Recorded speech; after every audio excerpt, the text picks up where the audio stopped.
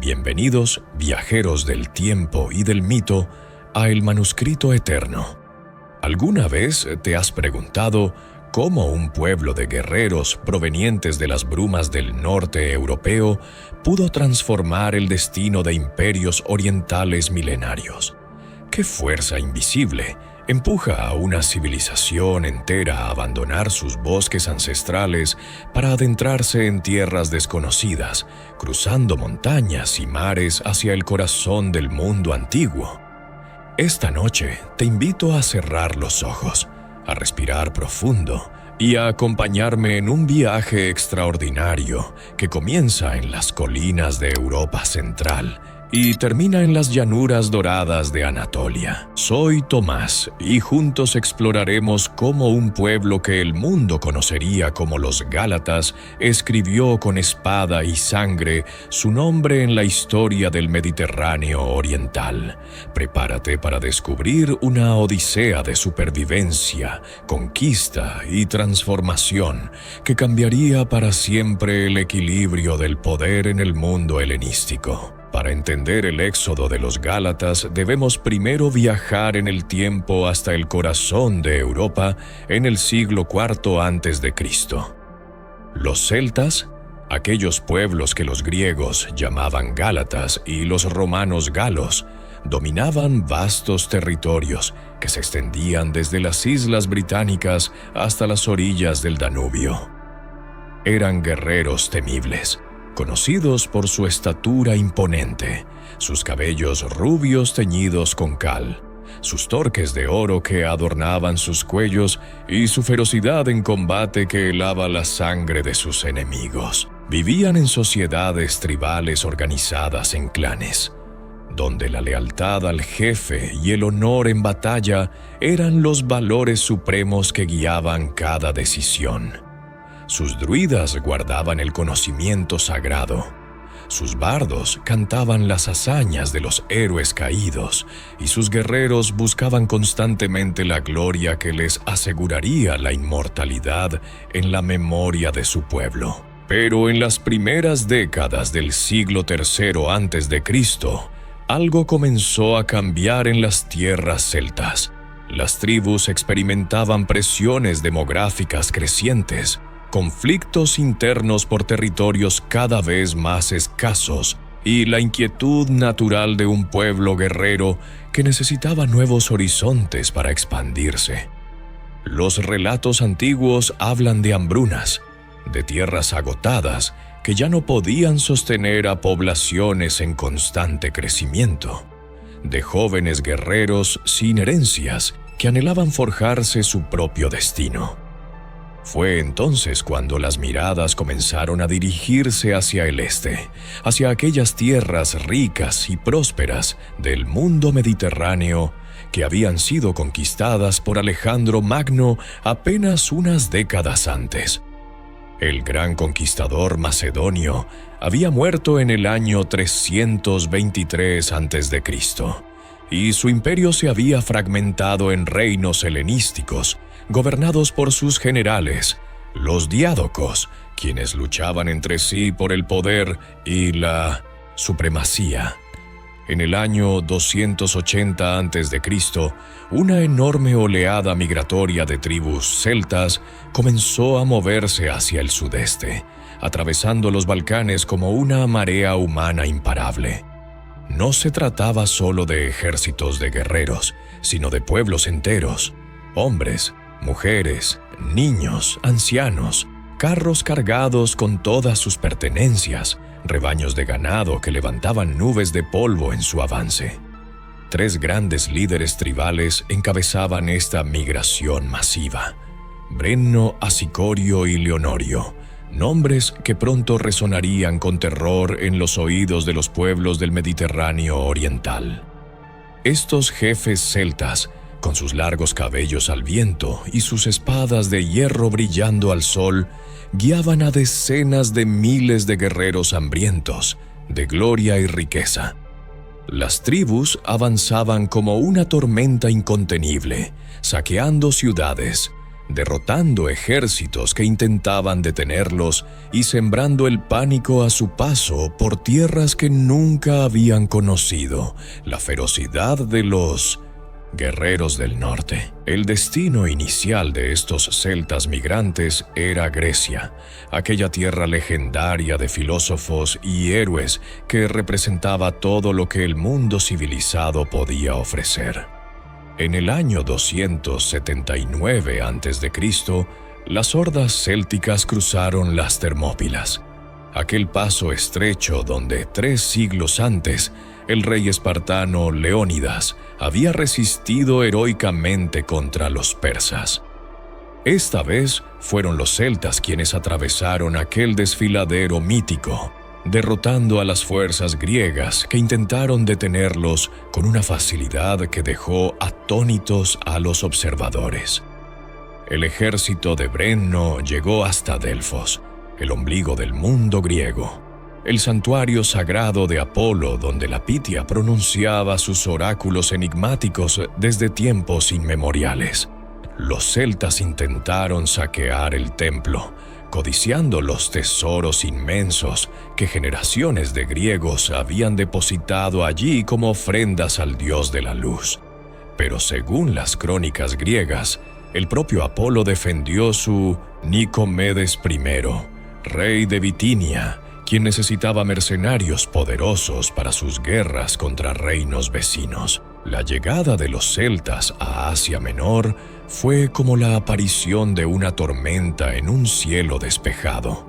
Los reinos helenísticos de Anatolia, acostumbrados a guerras civilizadas entre griegos y persas helenizados, se encontraron de repente enfrentando a guerreros que luchaban desnudos de cintura para arriba, que emitían gritos de guerra ensordecedores, que cortaban las cabezas de sus enemigos caídos como trofeos y que no conocían el miedo en combate.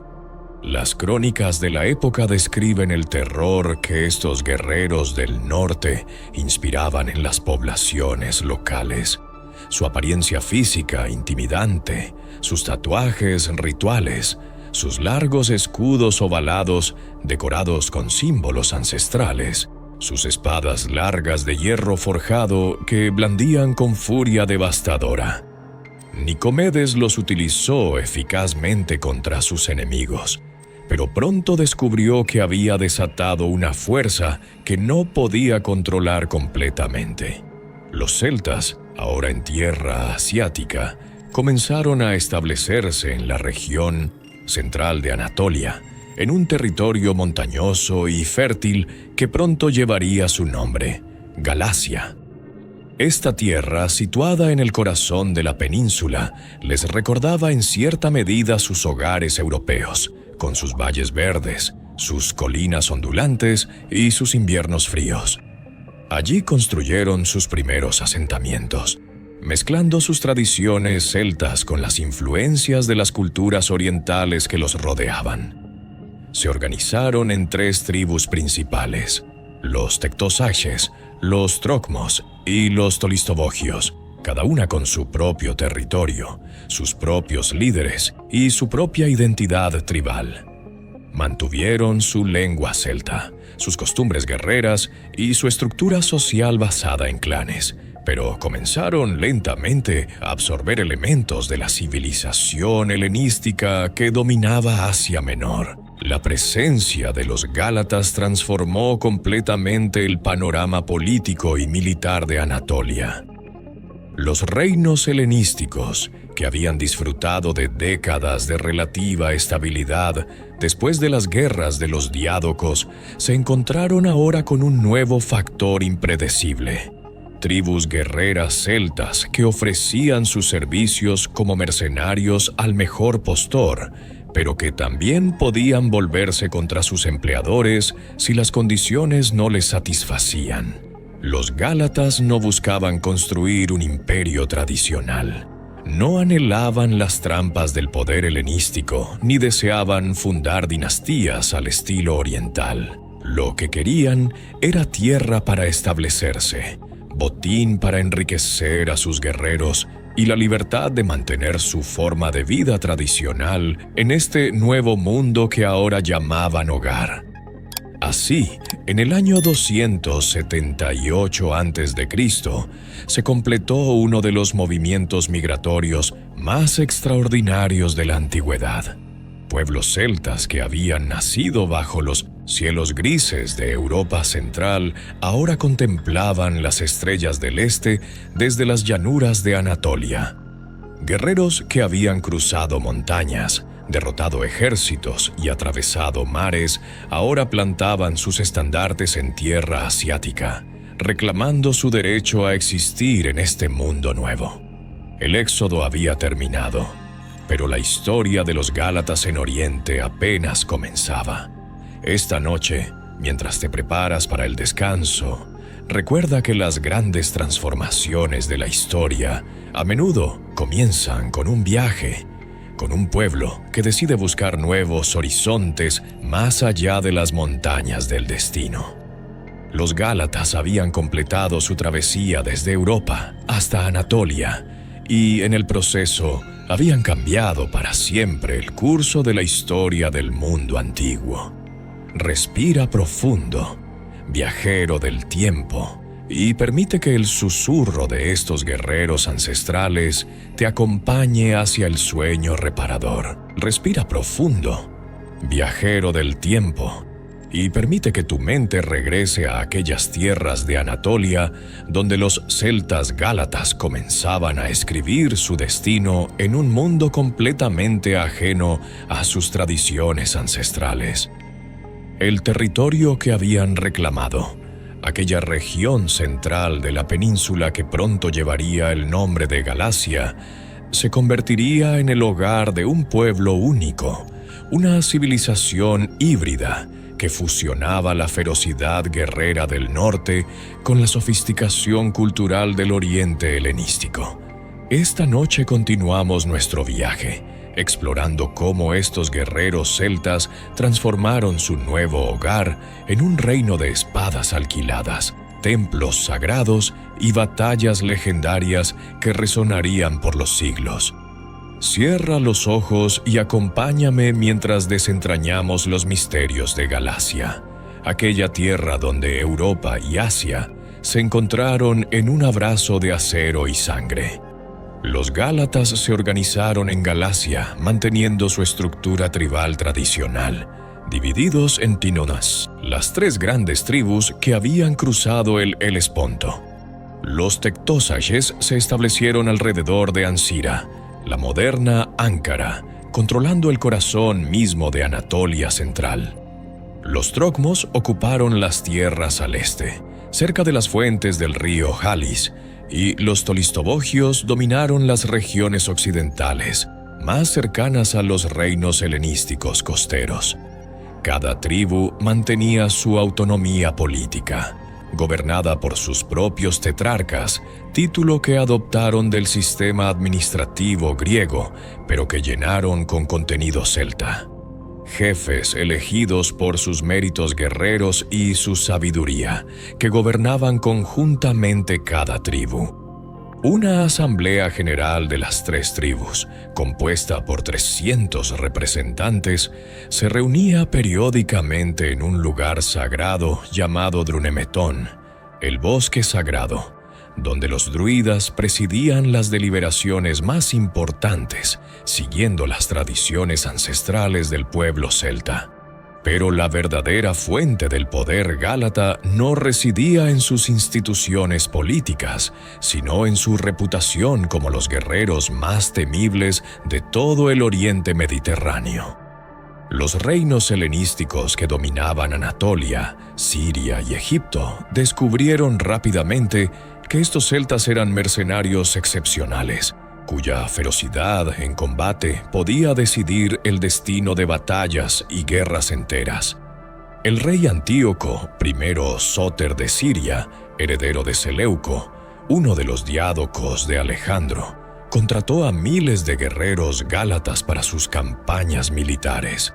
Ptolomeo II Filadelfo de Egipto También reclutó contingentes celtas para su ejército, aunque pronto descubrió que su lealtad tenía límites cuando 1000 guerreros gálatas intentaron rebelarse, obligándolo a ahogarlos en el Nilo según relatan las crónicas antiguas.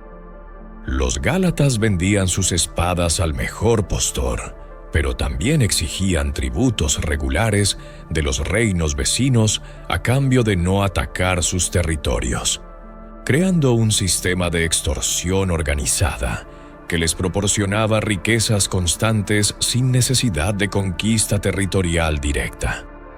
La reputación de los gálatas como guerreros invencibles perduró durante décadas, sembrando el terror en toda Anatolia. Sin embargo, esta época de aparente invulnerabilidad llegaría a su fin dramático en el enfrentamiento con uno de los reinos más poderosos de Asia Menor, Pérgamo. Átalo I, que había sido inicialmente solo un gobernante regional, ascendió al trono de Pérgamo en el año 241 a.C., enfrentando una crisis inmediata.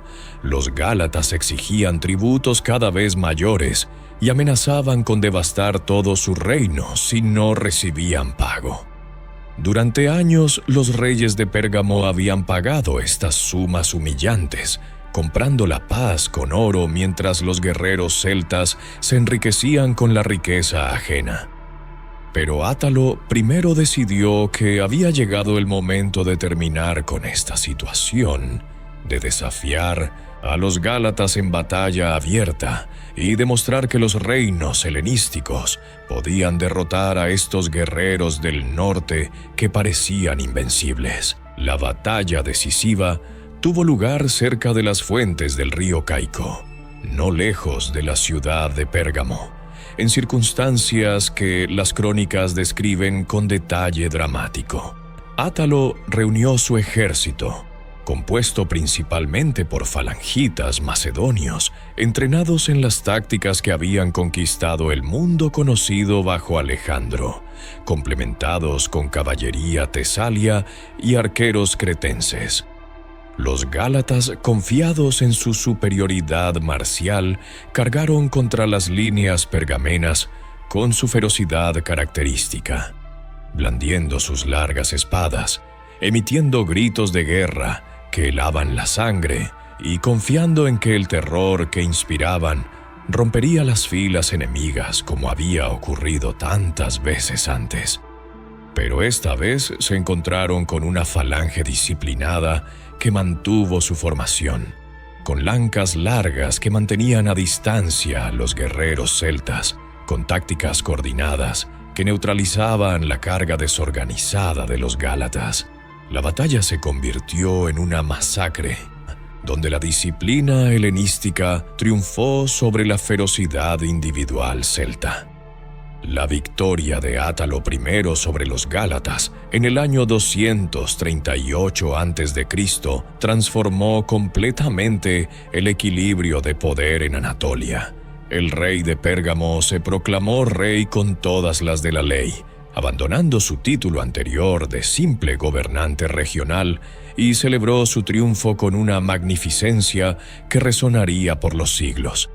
Construyó monumentos conmemorativos, erigió estatuas y, lo más importante, encargó una serie de esculturas que representaban a los guerreros gálatas derrotados, obras maestras del arte helenístico que capturaban con realismo conmovedor el sufrimiento y la dignidad de los vencidos. La más famosa de estas esculturas, conocida hoy como el Gálata moribundo o el Galo moribundo, muestra a un guerrero celta herido mortalmente, sentado sobre su escudo, con su torque de oro aún en el cuello, la cabeza inclinada en el momento final de su vida. La Ninotsat escultura transmite una mezcla extraordinaria de admiración y piedad, reconociendo el valor de un enemigo incluso en la derrota, capturando para la eternidad la tragedia de un pueblo guerrero que había encontrado finalmente adversarios capaces de derrotarlo. Si estás disfrutando de este viaje a través del tiempo y los misterios del pasado, te invito a suscribirte a El Manuscrito Eterno. Aquí encontrarás historias fascinantes que te ayudarán a descansar mientras expandes tu conocimiento del mundo antiguo.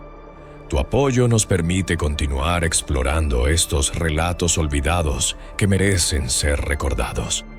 Pero la derrota ante Pérgamo no significó el fin de los Gálatas, sino el comienzo de una nueva etapa en su historia.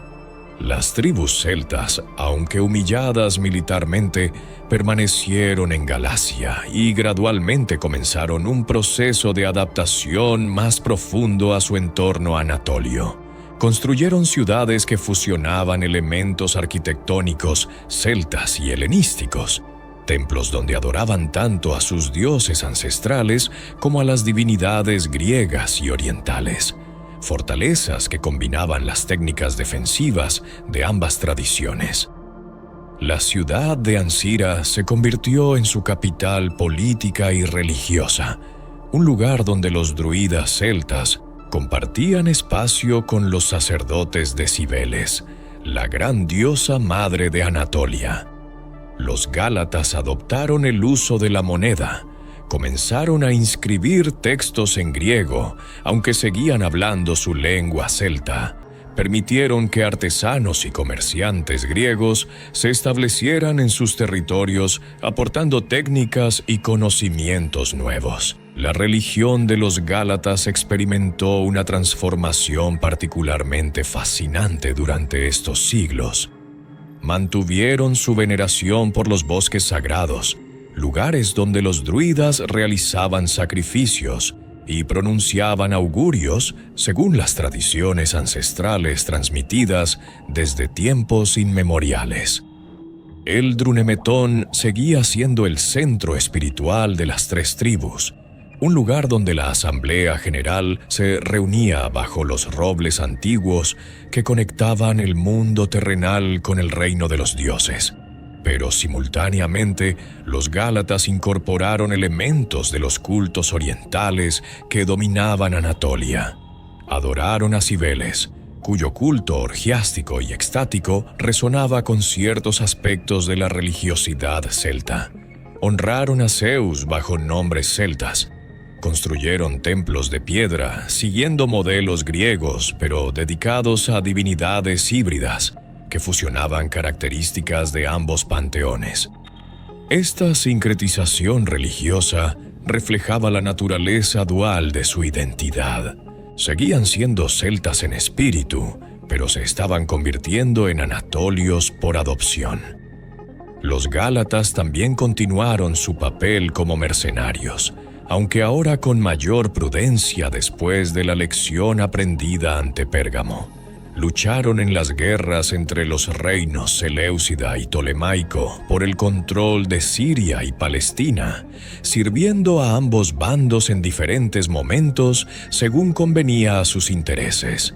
Participaron en las guerras civiles que periódicamente sacudían los reinos helenísticos cuando herederos rivales luchaban por el trono, vendiendo sus espadas a quien pagara mejor, pero manteniendo siempre su base en Galacia como refugio inexpugnable. Su reputación de ferocidad perduró a pesar de las derrotas, porque incluso un gálata vencido era considerado un enemigo formidable que merecía respeto. Las madres anatolias asustaban a sus hijos con historias de guerreros celtas que venían en la noche. Los poetas componían versos sobre su valor salvaje.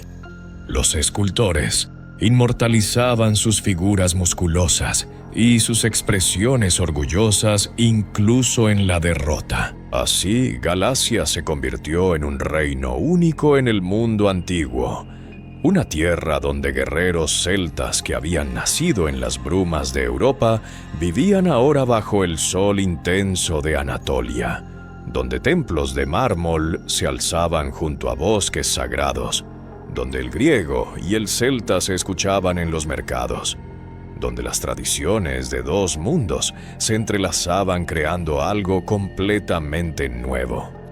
Los gálatas habían dejado de ser simples invasores para convertirse en parte integral del tejido político, militar y cultural del Oriente helenístico.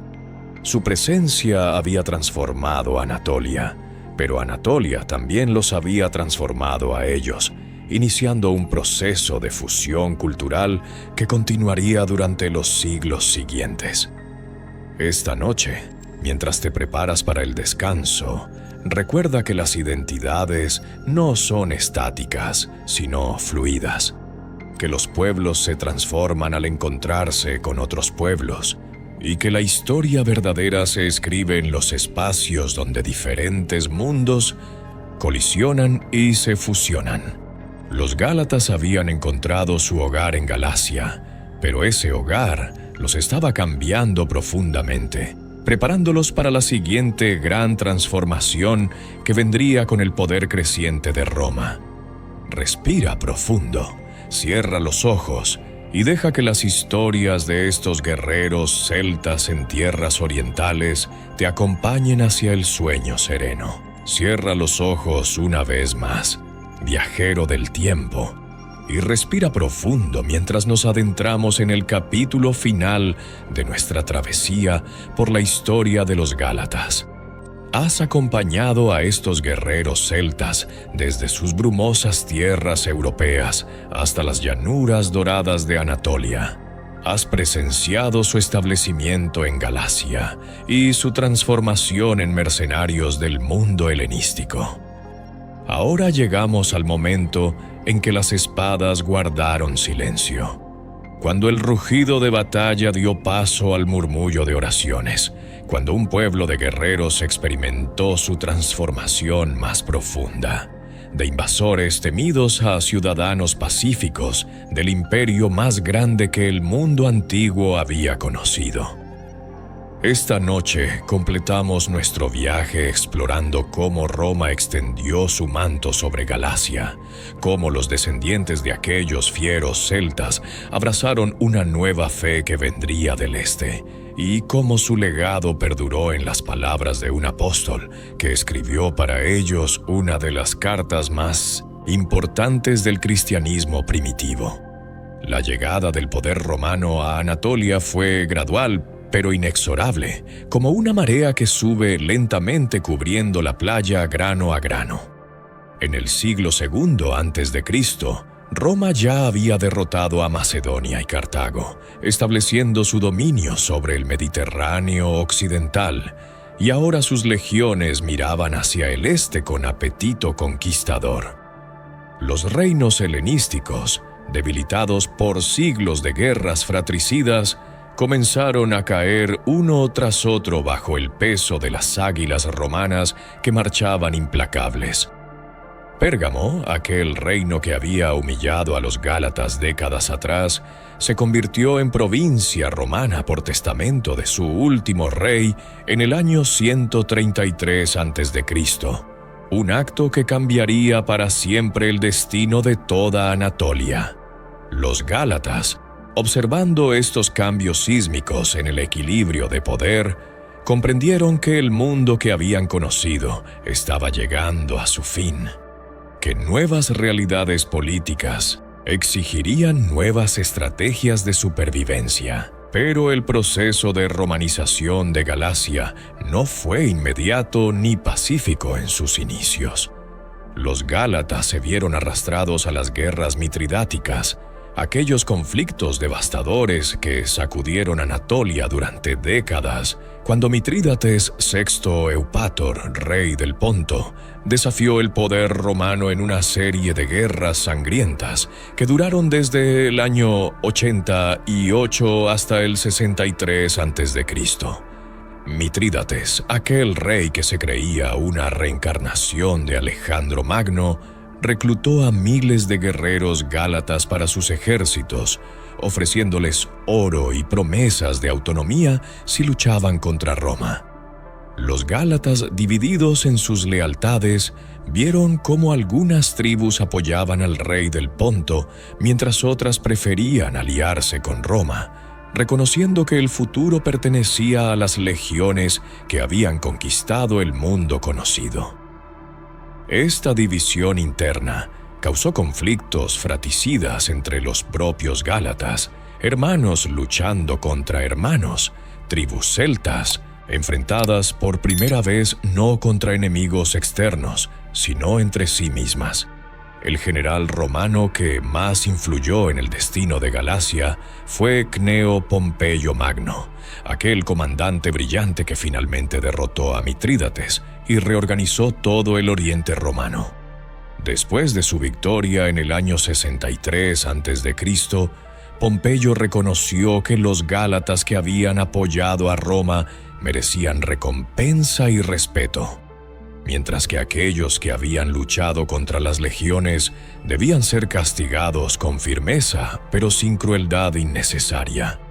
Estableció un sistema de gobierno cliente, donde los tetrarcas gálatas mantenían autoridad local sobre sus tribus, pero bajo supervisión romana y con la obligación de proporcionar tropas auxiliares cuando Roma las necesitara.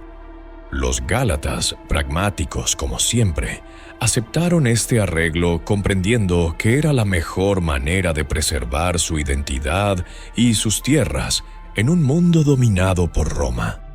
Gradualmente, los guerreros celtas que un día habían aterrorizado a toda Anatolia comenzaron a servir en las legiones romanas, llevando sus habilidades marciales a nuevas fronteras del imperio. El proceso de romanización se aceleró dramáticamente durante el turbulento periodo de las guerras civiles romanas que marcaron el fin de la República. Los gálatas se vieron obligados a elegir bandos, cuando César, Pompeyo, Marco Antonio, Octaviano y otros caudillos luchaban por el control de Roma y su imperio.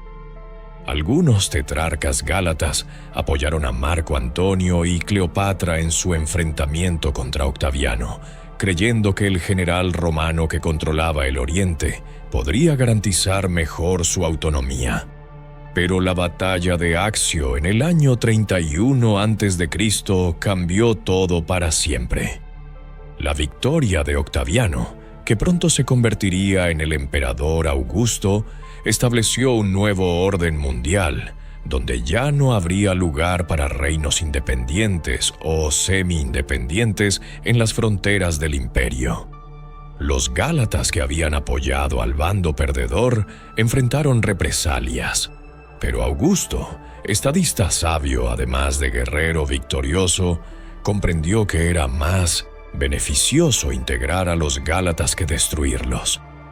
En el año 25 a.C., Augusto formalizó la conversión de Galacia en provincia romana, terminando definitivamente con cualquier pretensión de independencia política que las tribus celtas hubieran mantenido.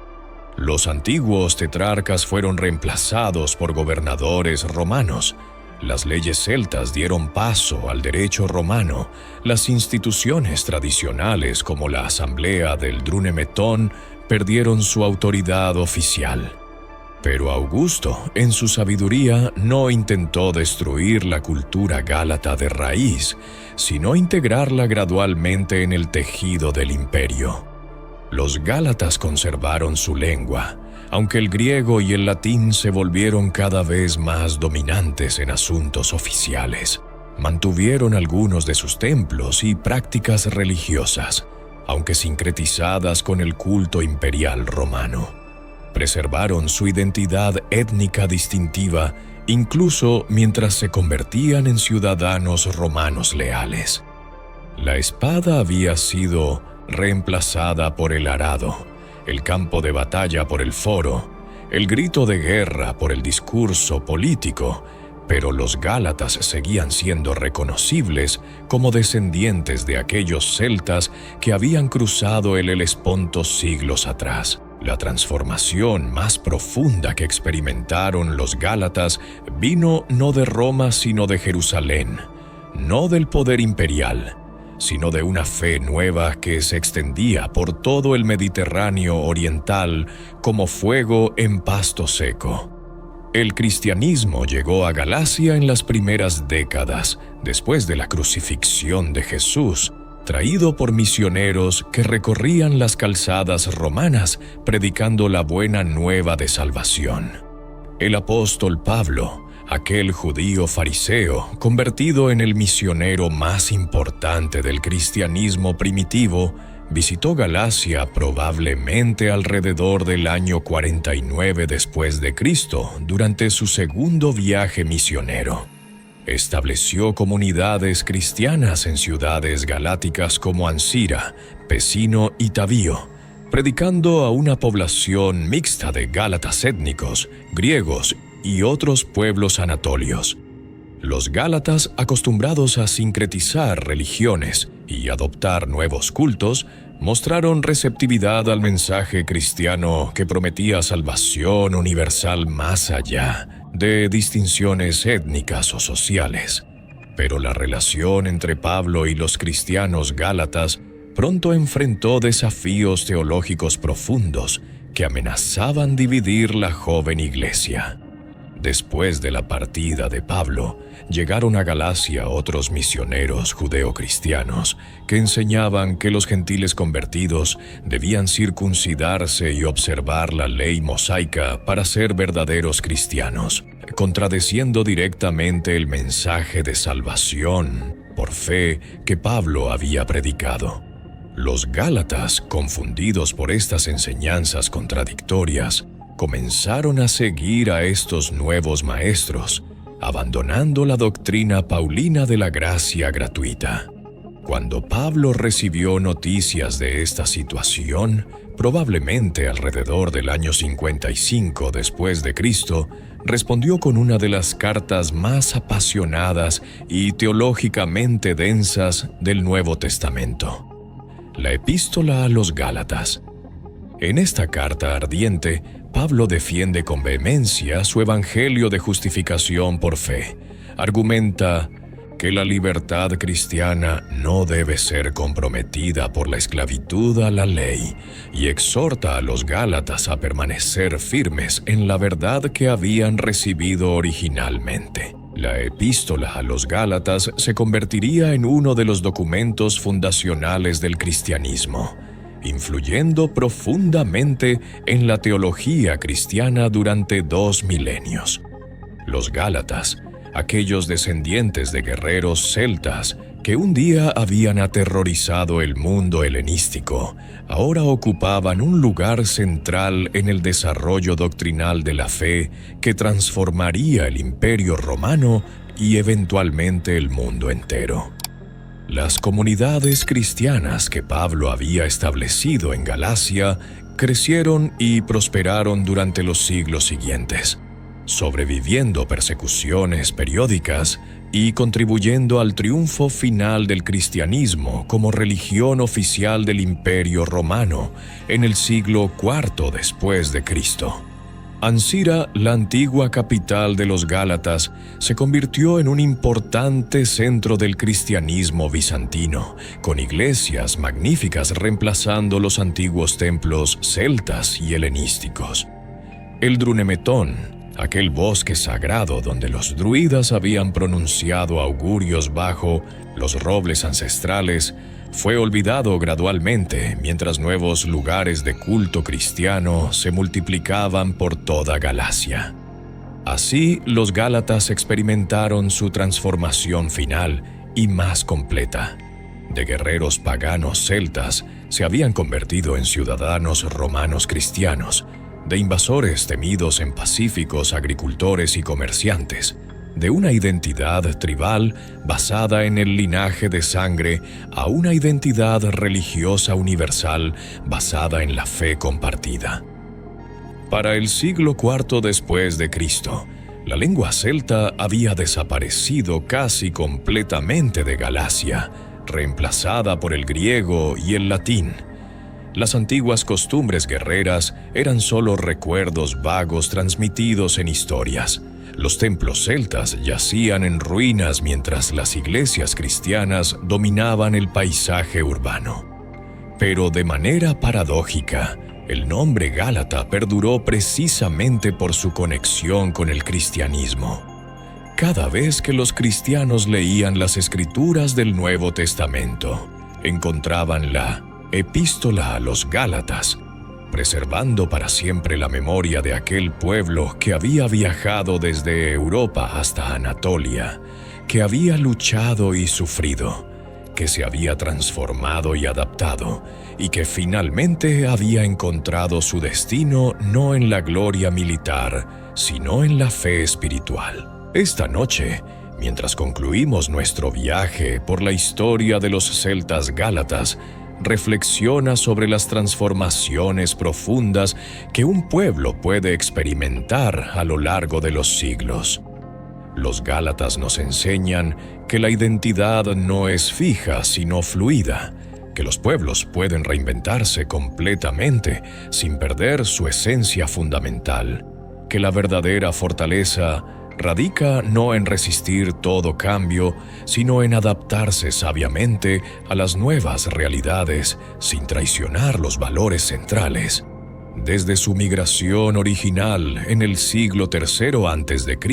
hasta su conversión al cristianismo en el siglo I después de Cristo, los gálatas recorrieron un camino extraordinario que los llevó de las brumas de Europa a las llanuras de Anatolia, del paganismo celta al cristianismo apostólico, de la independencia tribal a la ciudadanía romana.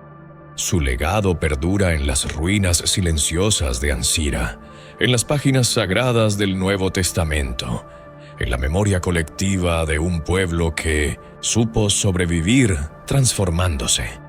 Respira profundo, viajero del tiempo, y permite que el susurro de estos antiguos guerreros, convertidos en cristianos, te acompañe hacia el descanso merecido.